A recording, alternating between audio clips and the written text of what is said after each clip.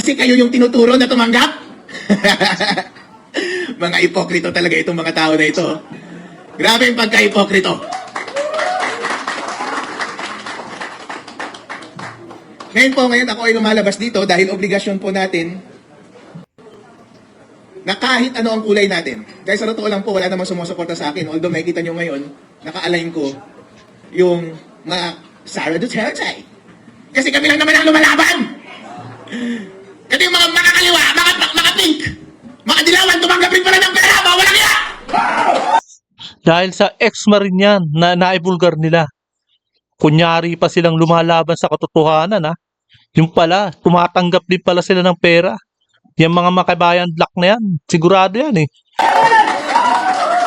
Kaya pala tahimik tong mga to eh! Nung Tahimik unang eh, di ba? naglalabas ako ng mga issue sa Comelec, kayo pa ang mga kasama ko eh. Lahat ng mga aktibidad po, nag-iimbita sa akin. Kaya nandito rin ako, naiimbitahan ako. Sumasama po ako. Dahil wala akong pinagkakautangan. Wala akong utang na loob. Wala akong alignment. Ang alignment Wala siyang utang na loob sa mga politiko. Dahil bago nga lang siya eh, di ba? Hindi pa siya yung nadutdut yung daliri niya sa corruption, di ba? Wala pa siyang bahid na corruption. Yan po ang ibig sabihin niyan. ko lang katotohanan at tama. Kaya nag-a-attend ako parati. Para matigil ang kasamaan at pagnanakaw sa ating bansa. Pero na-observan ko parang, bakit yung kabilang side walang masyadong activity? Walang activity masyado. Napapadalas tuloy, napapansin nila, bakit Harold parang dito ka sa opposition na sasama parati? Eh sila lang yung may activity eh, nalaban sa gobyerno. Yung mga ibang partido, wala nang activity na laban sa gobyerno. Dahil bayad silang lahat!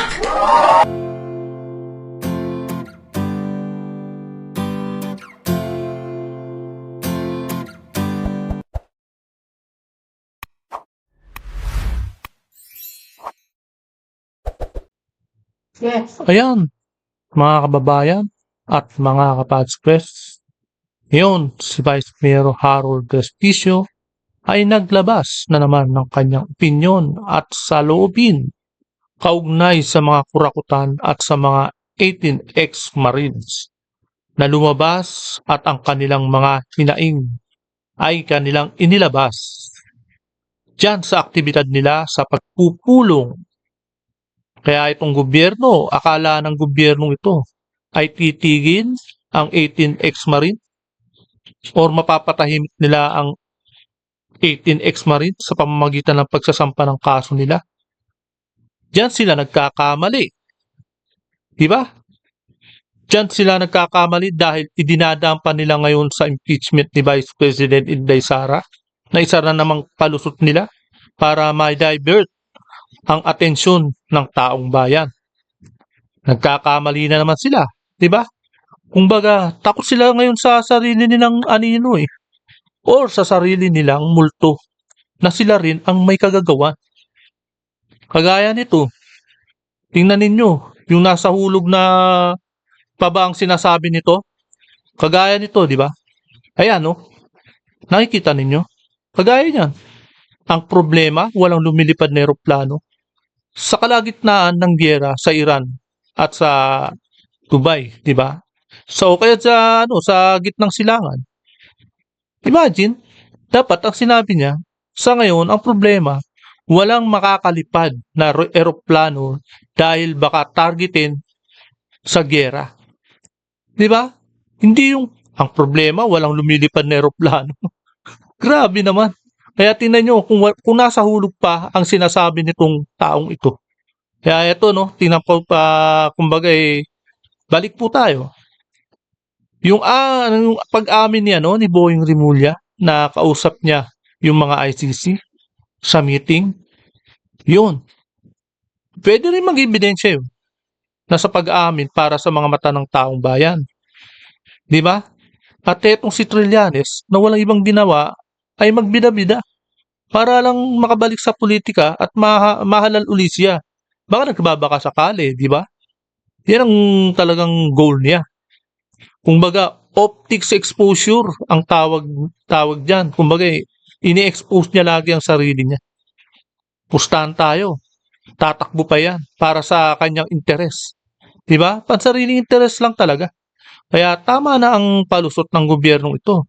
Dahil bulok na basura na ang kung sino man ang magiging bet nila pagdating sa eleksyon sa 2028, kumbaga dahil dinagdagan pa ng sakit ng ulo, yung sakit ng ulo nila ng 18 ex-married.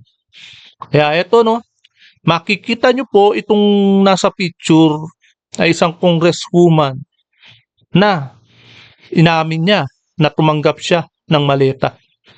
So, ibig sabihin, totoo pala. Totoo. Inamin eh. Di ba? Kaya tinan nyo, No, sige, sasagutin ko yan para matapos na. Binigay naman yun hindi naman natin hiningi yun. Hindi lang po tayo yung tumanggap ng maleta, no? So, wag po sanang sa akin lang ibaling yung atensyon. ibig sabihin, kahit na binigay yung sa'yo, suhol pa rin sa'yo yun. Kumbaga, tinanggap mo eh. Dapat hindi mo tinanggap. Yun ang basic. Yun yung logic doon. Dapat hindi mo tinanggap dahil hindi mo pinaghirapan yan. At hindi lalong-lalo na pinaghirapan ng taong bayan yan. Kumbaga, kung maalala mo ba o kung naintindihan yung mga kalagayan ng OFW ngayon, di ba? Yung perang yan galing sa OFW rin. Na-remittance sila, napagpapadala sila sa kamag-anak nila. O, di dapat naisip mo yan. Lalo na ngayon, hirap na hirap ang mga OFW dahil sa gitna ng gyera. Buhay nila kasi nakataya dyan, hindi lang pawis. Buhay nila ang nakataya sa ibang bansa. Dahil kung minamaltrato sila ng masama ng kanilang amo, yun ang sinasabing buhay nila. Ang nakataya. Di ba? Hindi lang hirap at pawis ang mararanasan nila, kundi takot din. Yan po ang totoo. Miss Mika Gonzales, Miss Congressman. Yan po ang totoo. Kaya ito po, no, tuloy po natin ang video. At heto at magsasalita na po si Vice Mayor Harold Respicio. Yeah, tare! Magandang umaga po sa inyong lahat. Maraming salamat folks sa pag-ibita sa akin dito sa gathering na ito. Galing pa ako ng Isabela, nagbiyaya ako ng 12 hours to come here. Yeah, pare! Woo! Ang haba, nakakapagod. Pero syempre, hindi natin iiwan yung ating mga kakampi dito sa 18 Marines. Dahil love ko sila eh. Kasi kapareho ko yung mga yan, kinakasuhan kami. At naglalahad kami ng katotohanan. At nandito po ako ngayon sa harap ninyo para i-manifest ang aking support para sa kanila at sabihin ko sa harap ninyo na naniniwala ako sa kanilang sinasabi. Ako po si Attorney Harold Respicio. Isa po akong Vice Mayor sa probinsya ng Isabela sa bayan ng Reyna Mercedes. Isa po akong Ilocano at isa po akong elective official. Reyna Pero higit sa lahat, Mercedes. isa po akong Pilipino. Hindi to po IT totoo din yan yung sinasabi expert. nila na lahat na sa ating gobyerno ay tumatahimik na lamang at hindi lumalaban. Totoo po. Ng impluensya po ng administrasyon na ito ay pervasive at halos lahat ng tao sa ating gobyerno ay kinurap nila. Sa pamamagitan ng kurap na maleta. Kasi kalatay, ang dami na pong mali-maleta. Kung hindi mali-maleta, paper bag. Kung hindi paper bag, envelope. Grabe, di ba? Sa pinakamataas na opisyal, mali-maleta.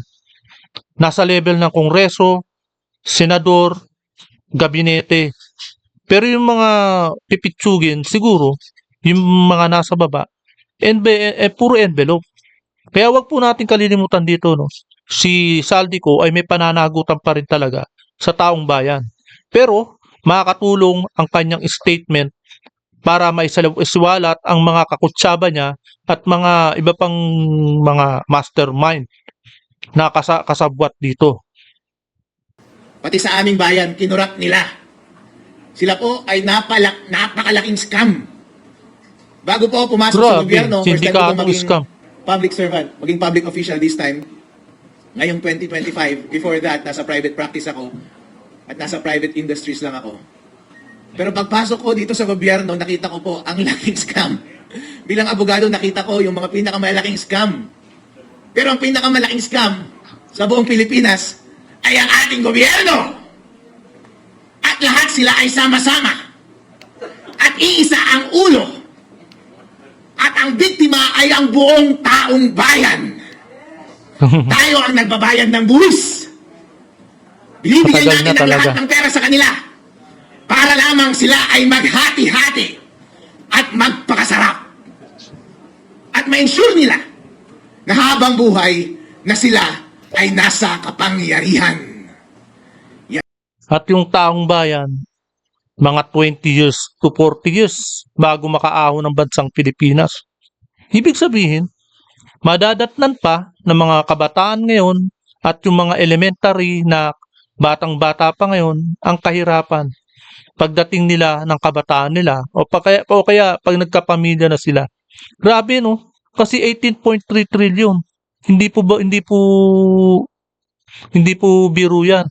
Ang masaklap nito kung sila pa rin ang magiging nasa kapangyarihan at nakaluklok dyan at nakaposisyon dyan sa gobyerno after ng 2028. Iyan pong nakakabahala.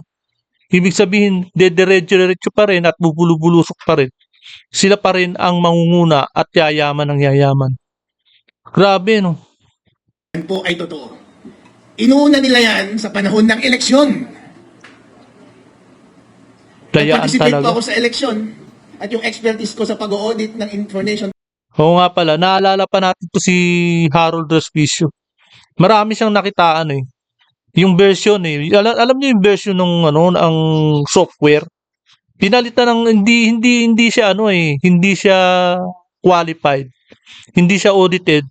Yung version na pinalit diyan sa 2025 election na Smartmatic yata yan o yung makina ng pinagbubutuhan. Hindi po yun ang version na tunay na ginamit. Hindi po siya qualified. Kaya yan po nasilip po ni Vice Mayor Harold Respicio. Technology at pag-aabogado, in-apply ko doon, nakita ko. Doon unang binibili ang ating kalayaan. At ngayon, pinapatotohanan ng mga 18 Marines. Si Saldico, inutusan sila na magbayad kay Chairman George Garcia ng 4 na maleta ng milyong-milyong salapi. Laki. Kung imumultiply mo lahat yun, daan-daang milyon po yun para kay Chairman George Garcia. 200, Magkano po yun? 300, di ba? Ano po ang kapalit nun? Hindi ba't para bilhin yung outcome ng ating eleksyon? Binibenta ng mga Ang taong eleksyon na bayan. lamang ang tanging mekanismo para ang bawat mamamayang Pilipino ay Mapalitan ng ma-exercise gobyerno. nila yung kanilang direct power sa bansang Pilipinas. Tama. Kapag tinanggal pa natin ang democratic process na ito na mag-elect directly ng mga taong mamumuno sa atin, masasabi pa ba natin na totoo tayong malaya? Kasi kapag kayang hawak nila ang COMELEC, hawak na nga nila eh. Sila at sila pa rin ang magmamando ng bansang ito. Kahit na wala na sa posisyon si Ferdinand Marcos Jr., kapag wala na, hindi siya makukulong dahil ang ipinalit sa kanya, kakutsaba niya rin. 'Di ba? Hindi mananagot 'yan, sigurado. Hindi po tayo totoong malaya. At lalong hindi po tayo totoong malaya kung pati yung mga institusyon na dapat nagbabantay sa ating gobyerno ay binibili na rin nila. Kagaya ng Ang mekanismo Kongreso. sa ating konstitusyon para bantayan ng ating gobyerno ay yung mga investigasyon doon sa Senate at doon sa House of Representatives. Doon sa Senado. mga hearing ng mga komite. Pero nabigyan ba sila ng mga envelope? Nabigyan po. Malamang. Kapag yung magbabantay sa ating gobyerno ay nababayaran natin, matasabi ba natin sa ating sarili na totoo tayong malaya? Hindi. Hindi po. Sa totoo lang, hindi. Ganon din po sa ating judiciary. Marami ang sinasabi na sa kanila ay nababayaran. Merong dating leader ng judiciary na pumasok sa executive. Pero sila ka-textmate ni BBM. At nag-uusap sila paano magnakaw ng pera ng taong bayan. Kung lahat ng ating independent institutions na ito ay magkakasama na, kasama na sila sa scam, totoo pa bang malaya tayo? Hindi po tayo malaya, mga kapatid. Itong mga 18 Marines, hindi nyo ba naaalala last time?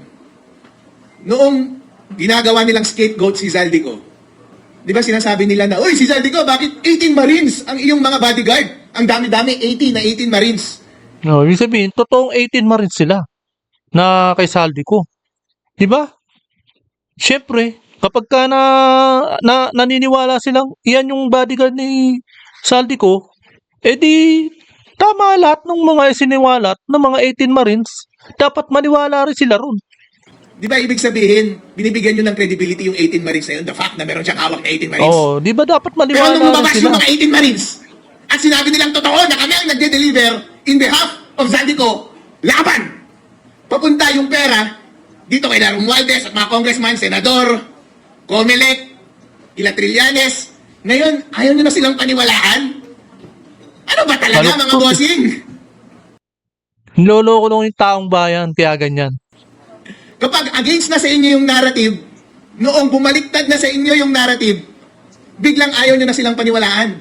Pero nung ibinubuhos ninyo yung scapegoat kay Zaldico, grabe. Binibigyan nyo ng credibility na puro Marines yung bodyguard niya.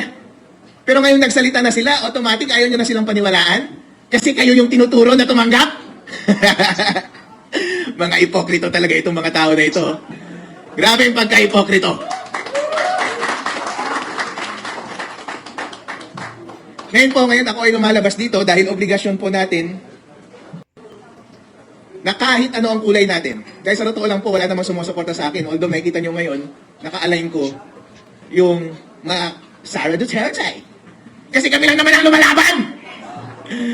Kasi yung mga makakaliwa, mga pink, mga dilawan, tumanggap rin pala ng pera, bawal ang iya! Dahil sa ex-marine yan na naibulgar nila. Kunyari pa silang lumalaban sa katotohanan, ha? Yung pala, tumatanggap din pala sila ng pera. Yung mga makabayan black na yan, sigurado yan eh. Kaya pala tahimik tong mga to eh! Noong Tahimik unang eh, di ba? naglalabas ako ng mga issue sa Comelec, kayo pa ang mga kasama ko eh. Lahat ng mga aktibidad po, nag-iimbita sa akin. Kaya nandito rin ako, naiimbitahan ako. Sumasama po ako. Dahil wala akong pinagkakautangan. Wala akong utang na loob. Wala akong alignment. Ang alignment Wala siyang utang na loob sa mga politiko. Dahil bago nga lang siya eh, di ba? Hindi pa siya yung nadutdut yung daliri niya sa corruption, di ba? Wala pa siyang bahid na corruption. Yan po ang ibig sabihin niyan. ko lang katotohanan at tama. Kaya nag-a-attend ako parati. Para matigil ang kasamaan at pagnanakaw sa ating bansa. Pero na-obserbahan ko parang, bakit yung kabilang side walang masyadong activity? Walang activity masyado. Napapadalas tuloy, napapansin nila, bakit Harold parang dito ka sa opposition na sasama parati? Eh sila lang yung may activity eh, nalaban sa gobyerno. Yung mga ibang partido, wala nang activity na laban sa gobyerno. Dahil bayad silang lahat! Mga bayaran. Lupit. Ngayon po, may pagkakataon po tayo na ipagpatuloy ang laban. So, Kapag huwag tayo kayong po ay titigil, ha? tahimik, deserve natin. Basta, tayo po, no? Alang-alang sa taong bayan, alang-alang sa bansa natin, wag na wag po tayong titigil na ma-expose kung ano man yung mga bagong ebidensya na darating. Kailangan magsambulat at malaman ng taong bayan. Na mag-govern tayo ng mga kasamaan, hindi ba?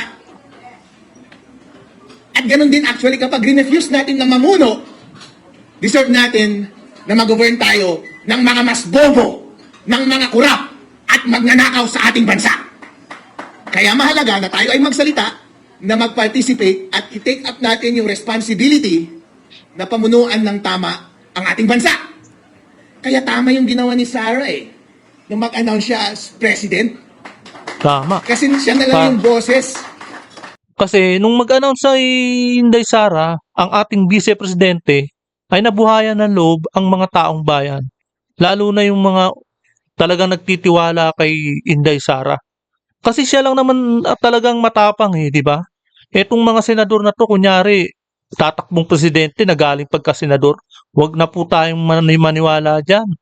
Galing ng SP, mga matatanda na sa senador at tatakbo ng vice president at presidente. Nako, sila yung nagpahirap noon. Na ngayon lang natin nakikita kung anong style nila noon. Ngayon natin nakikita. Dahil nga sa pagtatakip nila sa mga mastermind. Na kumokontra sa malaking pagnanakaw dito sa ating gobyerno ngayon. At parang magkakaroon ng rally sa March 11, nandun kaya siya? Kasi sa Sana lahat ng nandun. pagkakataon, sumasama po ako. Basta lumalaban tayo sa katiwalaan, basta may pagkakataon na maisiwalat natin ang katotohanan at marali natin ang taong bayan para lumaban sa pang-aapi ng gobyerno at sa kanilang pang-aabuso at paglaban para sa ating ultimate na kalayaan, ako ay magpa-participate. Kaya next week, Tama. parang may pinaplanong rally, baka nandun ulit ako. Yun. Alright? Hindi ako mag-a-absent. Kasi yung mga nag-a-absent, baka yun yung mga nababayaran eh. Kaya tumatahimik. Di ba? Mali. Kaya tumatahimik. Maganda sana kung nandun si Sara sa rally, kung may rally no? Nako, pag nando si Vice President Inday Sara, grabe, baka dumugin yan. At hindi na talagang dudumugin. At hindi na malaglag karayong. Grabe. Ayun mga kababayan, pagkakataon na natin ito, Kaya lang, ang problema natin, nandyan si John Vic Remulla. Nandyan na naman yung mga kapulisan na talaga naman kukontra yung mga yan. Talagang, ewan ko, talagang isasantabi nila yung mga tao. Ide-demolish nila yan, sigurado. kailangan maging isa ang ating boses. Maging malakas para tapusin ang pagnanakaw dito sa ating bansa. Maraming salamat po sa inyo lahat. At inuulit ko po ang aking suporta para sa 18 Marines at sa lahat ng kapwa kong kinakasuhan kasama na si Mike Defensor. Ayan, dapat lang.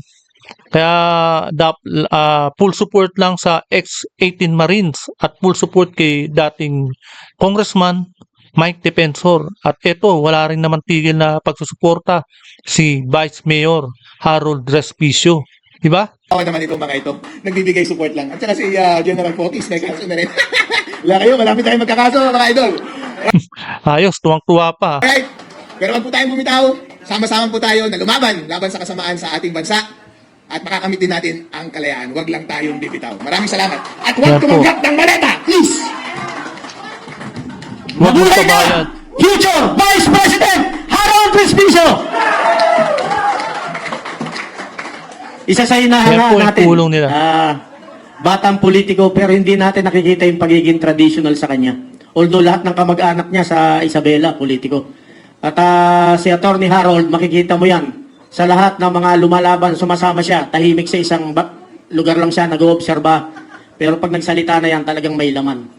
So mabuhay ka, Attorney Harold Respicio. At para sa kaalaman ng lahat, siya po yung highly recommended ng ating mga general, lalo na ni General Romy Pukis, na mag-handle ng ating UPI Luzon. Siya po yung chairman ng UPI, United People's Initiative sa Luzon.